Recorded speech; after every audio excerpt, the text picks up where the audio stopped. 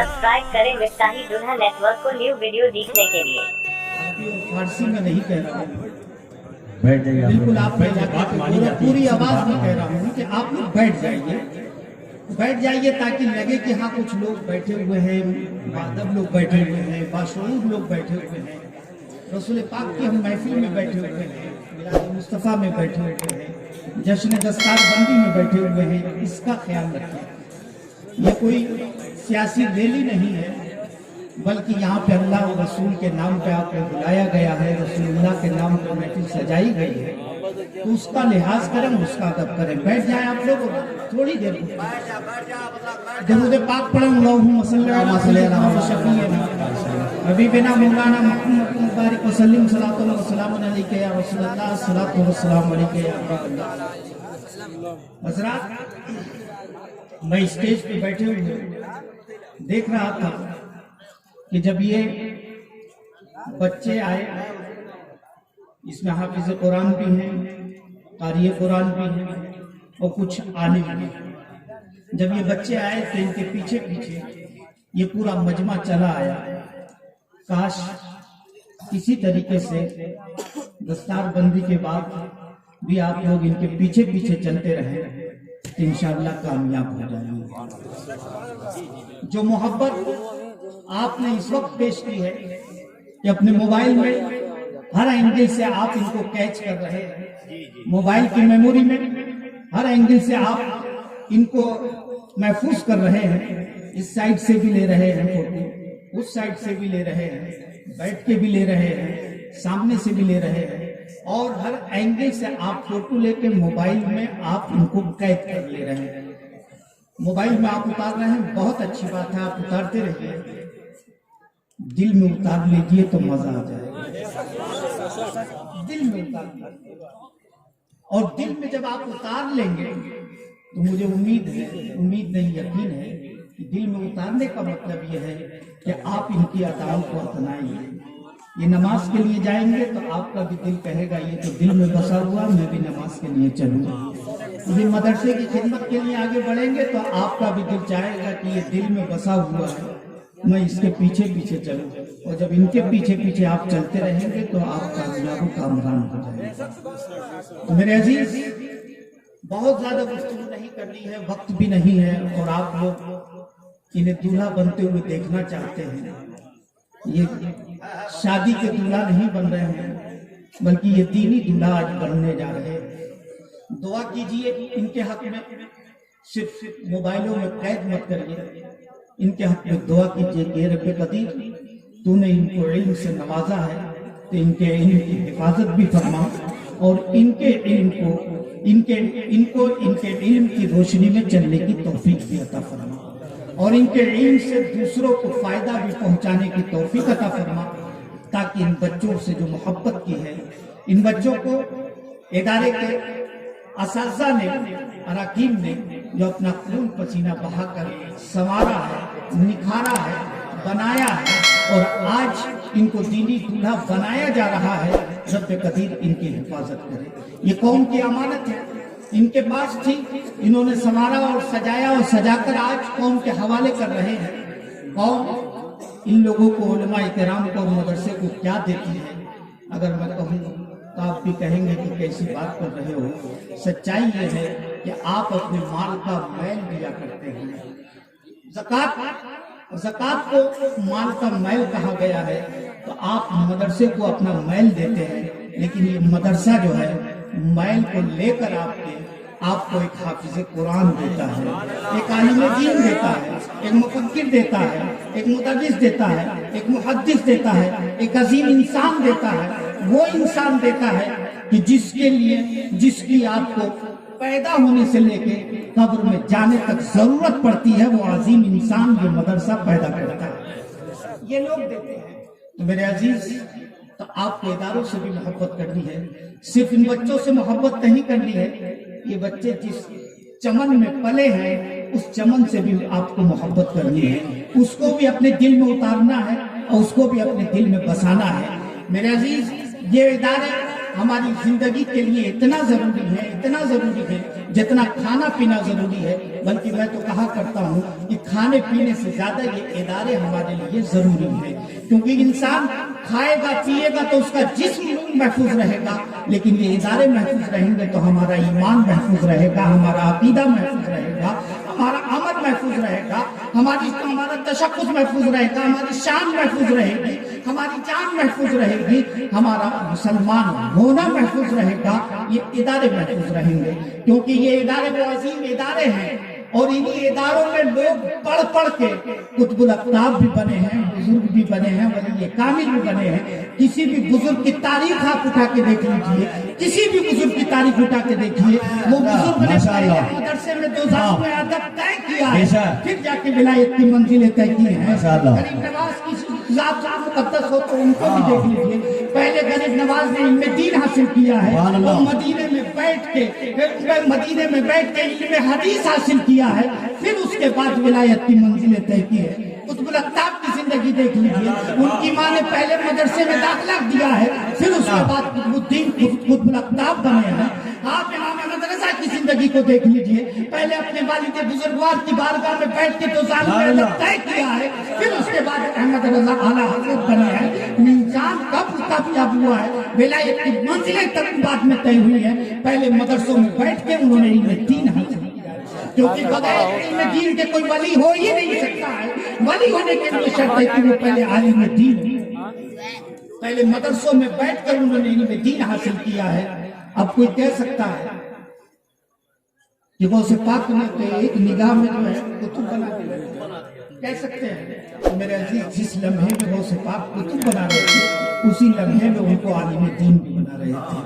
یہ تو ان کی کرامت کا معاملہ ہے، لیکن غوث پاک کی عملی زندگی آپ دیکھیں گے تو جیلان کو انہوں نے جو جیلان سے بغداد گئے ہیں، تجارت کے لیے نہیں گئے ہیں، کسی کی عیادت کے لیے نہیں گئے ہیں، کسی رشتہ دار سے ملنے کے لیے نہیں گئے ہیں، کسی اور کام سے نہیں گئے ہیں۔ اگر بغداد گئے ہیں تو انہوں نے علم دین حاصل کرنے کے لیے گئے ہیں۔ ان کی عملی زندگی بتا رہی ہے کہ اگر تمہیں منزل طے کرنی ہے، اگر تمہیں رب کی بارگاہ میں اپنے آپ کو بہتر بنانا ہے، تو پہلے تم علم دین حاصل کرو، تب اس کے بعد ایک اچھے انسان کرو۔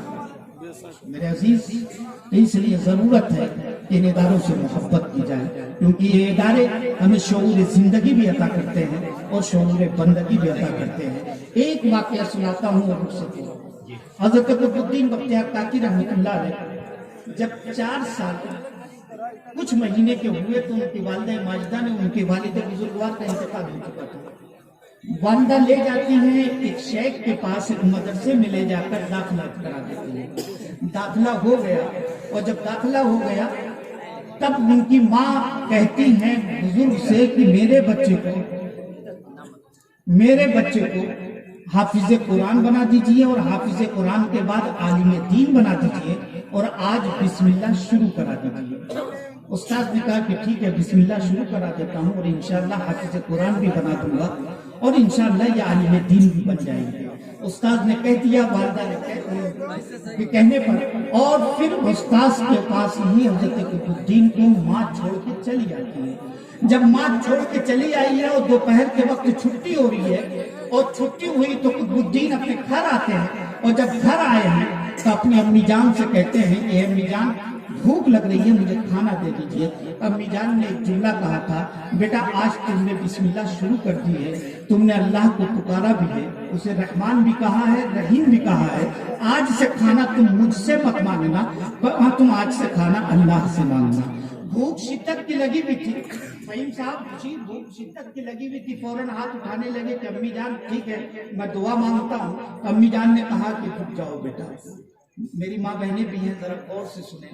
ماں نے کہا کہ بیٹا ظہر کی اذان ہو چکی ہے، پہلے تم وضو کر لو، وضو کر کے نماز پڑھ لو، نماز پڑھ کے دعا کرنا تو اللہ تمہاری دعا قبول فرما لے گا۔ یہ جملہ کہا ہے۔ ماں نے جیسے ہی کہا تو حضرت قطب الدین کو بھوک تو لگی ہوئی تھی، جلدی سے دوڑ کے جاتے ہیں، پانی لیتے ہیں، وضو کرتے ہیں، وضو کر کے مصلی بچھاتے ہیں، اور مصلی بچھا کے نماز پڑھنے لگتے ہیں۔ اور جیسے ہی نماز پڑھنے لگتے ہیں ویسے ہی ماں نے ادھر جو ہے جلدی سے آٹا گوندھا، اور آٹا گھون کے 3 روٹی تیار کی. قطبالدین کی نماز مکمل ہوتی ہے اور ماں نے فوراً روٹی 3 تیار کر دی اور تیار کر کے جس تخت پہ بیٹھ کے چوکی پہ بیٹھ کے قطبالدین کھانا کھایا کرتے تھے اس پہ ایک چادر بچھاتی ہے اور چادر کے نیچے وہ 3 روٹیاں رکھ دیتی ہے. ادھر قطبالدین کی نماز مکمل ہوتی ہے اور قطبالدین کی نماز جیسے مکمل ہوئی ہے ہاتھ اٹھاتے ہیں بارگاہ خدا بندی میں. آج اللہم ربنا آتینا فی الدنیا نہیں پڑھا جا رہا ہے, نہ کوئی آیت کریمہ پڑھی جا رہی ہے, نہ کوئی اور دعا یا جملہ کہا جا رہا ہے, بلکہ سیدھے قطبالدین کہتے ہیں اے اللہ بھوک لگ رہی ہے کھانا, اے اللہ بھوک لگ رہی ہے کھانا دے دے, اے اللہ کھانا دے دے, اے اللہ کھانا دے دے. 3-4 مرتبہ کہا ہوگا. ہاتھ پھیرتے ہیں, جلدی سے اٹھتے ہیں, مصلی اٹھاتے ہیں اور اٹھا کے ایک طرف رکھتے ہیں اور اس تخت پہ چڑھنے لگتے ہیں جس پہ روزانہ بیٹھ کے کھانا کھاتے تھے. جب چڑھنے لگے, چھوٹے سے تو تھے ہی, تخت اونچا تھا, جب چڑھنے لگے تو چادر کھینچ جاتی ہے اور جیسے چادر کھینچی ہے اس چادر کے نیچے سے 3 روٹیاں مل جاتی ہیں. اور جب 3 روٹی مل گئی ہے تو قطبالدین کہتے ہیں میرے پروردگار نے میری نماز بھی قبول کر لی اور میری دعا بھی قبول کر لی. میرے رب نے میری نماز بھی قبول کر لی, میری دعا بھی قبول کر لی اور میرے رب نے مجھے کھانا دے دیا. کھاتے ہیں, اللہ کا شکر ادا کرتے ہیں, سو جاتے ہیں. دوسرے دن پھر مدرسے جاتے ہیں اور مدرسے سے جب آئے ہیں دوسرے دن دوپہر میں تو آج قطبالدین کو یہ کہنے کی ضرورت نہیں پڑی کہ بیٹے پہلے وضو کر لو, نماز پڑھ لو, پھر دعا کرنا, بلکہ قطبالدین خود آتے ہیں اور فوراً پانی لیتے ہیں اور پانی لے کے وضو بناتے ہیں, وضو بنا کے مصلی بچھاتے ہیں اور نماز پڑھنے لیتے ہیں. ایک دن میں انقلاب آیا کیسے؟ صرف انقلاب اس لیے آیا تھا کہ کل کورے کاغذ پہ ماں نے یہ لکھ دیا تھا کہ پہلے تو نماز پڑھ لے پھر رب تیری دعا قبول کر لے گا. یہ ماں نے لکھا ہے اور ایسا لکھا گیا کہ اب قیامت تک مٹ نہیں سکتا ہے. اب تو دوبارہ بتانے کی ضرورت نہیں ہے کہ بیٹا پہلے نماز پڑھو پھر دعا کرنا, کیونکہ ماں نے کل پرورش کر دی ہے, ماں نے کل تربیت کر دی ہے, ماں نے کل سمجھا دیا ہے, ماں نے کل بیٹے کے دل و دماغ میں اتار دیا ہے کہ پہلے نماز پڑھ پھر اس کے بعد دعا کر تو کامیاب ہو جائے گا. آج اسی پہ عمل کرتے ہوئے, کل کی تربیت سے سیکھے ہوئے قطبالدین آج کچھ مصلی بچھاتے ہیں اور نماز پڑھنے کے لیے کھڑے ہو جاتے ہیں. جیسے ہی نماز پڑھتے ہیں تو ماں ادھر فوراً روٹی تیار کرتی ہے اور چادر کے نیچے ڈال دیتی ہے. آج ان کو پھر روٹی مل جاتی ہے. یہ سلسلہ تقریباً 2 سال تک چلتا رہا. جب 2 سال ہو گئے تھے ماں روزانہ روٹیاں بناتی تھی اور چادر کے نیچے ڈالتی تھی. قطبالدین روزانہ تخت پہ چڑھتے تھے اور چادر اٹھا کے روٹی اٹھا کے کھا جاتے تھے. لیکن اب یہ 2 سال گزر گئے. ایک دن ماں جو ہے پڑوس میں کسی کی عیادت کے لیے گئی تھی, کسی خاتون کی طبیعت خراب ہو گئی تھی, ان کی عیادت کے لیے گئی تھی. ایک زمانے کے بعد قطبالدین کی ماں اپنے گھر سے نکلی تھی, بہت دنوں کے بعد نکلی تھی. محلے کی عورتوں سے ملاقات ہوتی ہے تو کچھ گفت و شنید ہو جاتی ہے, کچھ باتیں نکل جاتی ہیں. اسی بات میں اتنی دیر ہو جاتی ہے کہ قطبالدین کی ادھر چھٹی ہو جاتی ہے.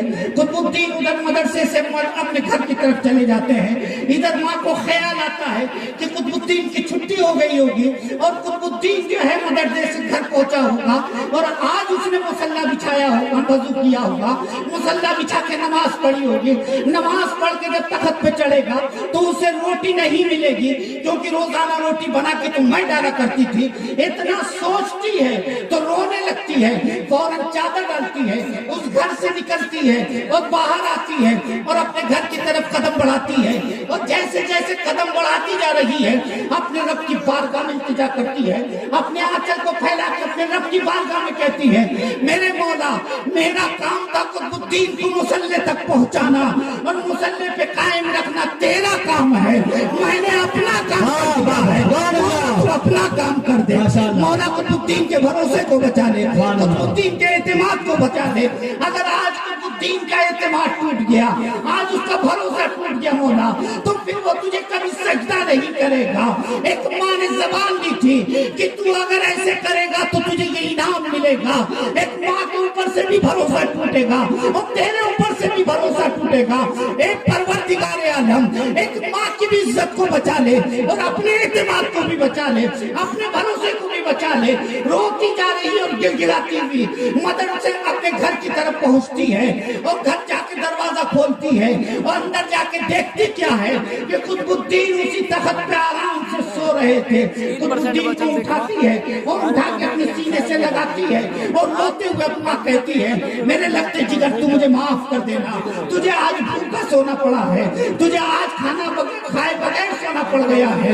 मैं क्योंकि पड़ोस में गई थी, अयादत में किसी के लिए गई थी, वहां पे ताकीर हो गई है, इसलिए तुझे भूखा सोना पड़ा है।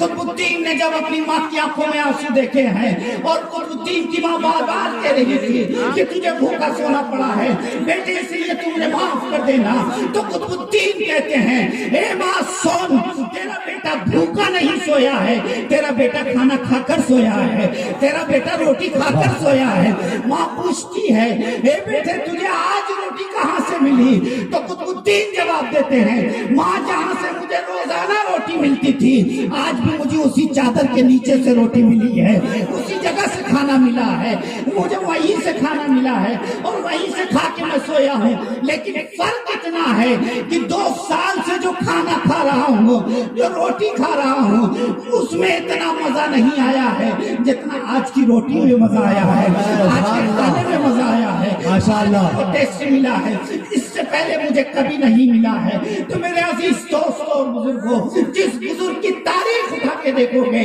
पता ही चलेगा कि पहले उसने मदरसे में दाखिला लिया है, फिर विलायत की मंजिलें तय की है।